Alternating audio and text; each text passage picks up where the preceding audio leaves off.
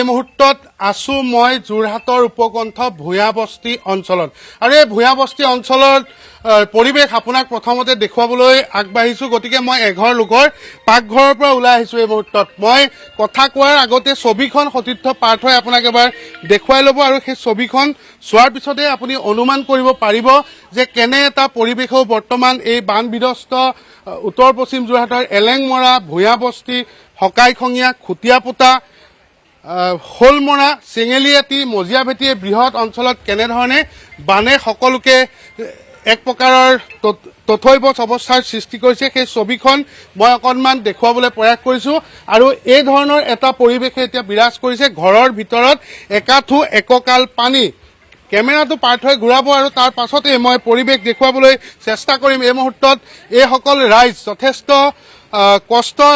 কষ্টৰ বিনিময়ত তেওঁলোকে দিন ৰাতি একাকাৰ কৰি কোনোমতে জীৱন নিৰ্বাহ কৰিবলগীয়া এটা পৰিৱেশৰ সূচনা হৈছে গতিকে মই পৰিৱেশটো দেখুৱাইছো প্ৰথমতে এজন জ্যেষ্ঠ আছে তেওঁৰ পৰাই জানিম যে কালি নিশাৰ ভাগত সোমাল পানী কালি ৰাতি সোমাইছে নেকি পানী হয় কালি ৰাতি সোমাইছিলে পানী মই ৰাতিপুৱাও আপোনালোকৰ এই অঞ্চলত খবৰ ল'বলৈ আহিছিলো তেতিয়াও দেখিছিলো যে বিশেষ কোনো চৰকাৰী সাহায্য বা এইবোৰ অহা নাছিল এতিয়া আহিছে নে নাই এতিয়া আহিছে পাইছিল যিসমূহ দিছে চলি গৈছে ধুনীয়াকে চলি গৈছে কেনেকুৱা অৱস্থা ঘৰত পানী কিমান ঘৰত পানী আছো এতিয়া মানুহবোৰ ক'ত থকা হৈছে ৰাইজ ক'ত থাকিছে আমি ওচৰৰ দোকানখনতে আছো ওচৰৰ দোকানখন ৰাতি ক'ত আছা তোমালোক এই ওচৰৰ দোকানখনত তাত পানী সোমোৱা নাই নেকি তাত নাই সোমাই ওপৰত আছে পানী নাই মানে তলত সোমালে ওপৰত পানী নাই কেনেকুৱা অৱস্থা ৰাইজ যথেষ্ট কষ্টত কটাবলগীয়া হৈছে কোনোবাই কিছু পৰিমাণে সাহায্য আগবঢ়াবলৈও আহিছে কিন্তু চৰকাৰীভাৱে কেনেধৰণে আপোনালোকে সুবিধা পাইছে চৰকাৰী ধৰণে এতিয়া নাজানো আমাক দিছেহি বাৰু পানী এবটল তাৰপৰা বিস্কুটৰ পেকেট আৰু হেৰি চাবোন দিছে হেৰি ডেটল চাবোন তাৰপিছত অথনি চাউল দিছিলে তাৰপৰা এই মিঠাতেল দিছিলে দাইল দিছিলে চাউল 1.5 কেজিমানকৈ দিছে মানে মিঠাতেল 200 গ্ৰামমানকৈ দিছে তাৰপিছত তেনেকৈ চলিছে আৰু কি কৰিম মানুহটোৰ প্ৰতি দিছে আৰু এপোৱাকৈ দিছে মানুহজনৰ প্ৰতি ঘৰখনৰ প্ৰতি 200 গ্ৰামকৈ মিঠাতেল নহয় অকল 200 গ্ৰাম 200 গ্ৰাম মানে মিঠাতেল মানে 200 খোলা মিঠাতেল দিছে এঘৰ মানুহৰ এঘৰ তেনেকৈ আজি চলিব কাইলৈ কি হ'ব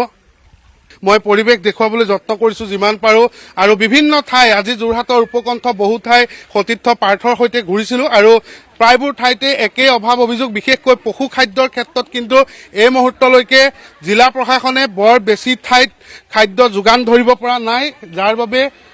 পশুপালন বা গৰু ম'হ যিসকলে পালন কৰে বা ছাগলী পালন কৰে তেওঁলোকৰ বাবে যথেষ্ট অসুবিধাৰ সৃষ্টি হৈছে এয়া ভূঞাবস্তি অঞ্চলৰ বহু লোক এনেধৰণে আক্ৰান্ত হৈ আছে আৰু মই কৈছোঁ যে হকাইখঙীয়া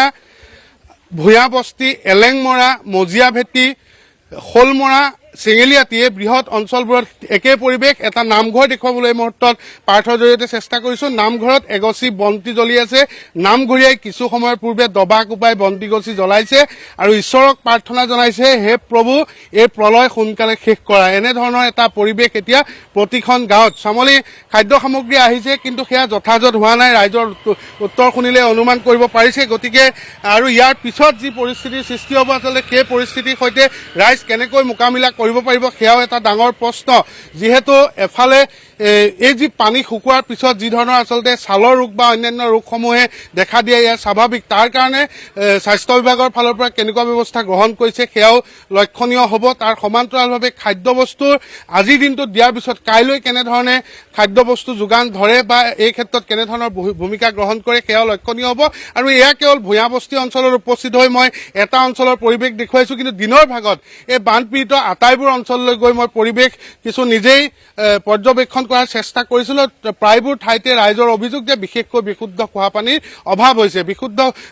চৰকাৰৰ ফালৰ পৰা চাউল দাইল যোগান দিয়া হৈছে যদিও বিশুদ্ধ খোৱা পানীৰ পৰা তেওঁলোক কিছু বঞ্চিত হ'বলগীয়া হৈছে তথাপিও দল সংগঠন বা বেচৰকাৰী সংস্থাই যথেষ্ট সহায় সহযোগিতা তেওঁলোকক কৰিছে কিন্তু সেয়াই পৰ্যাপ্ত হোৱা নাই বানাক্ৰান্ত ৰাইজৰ বাবে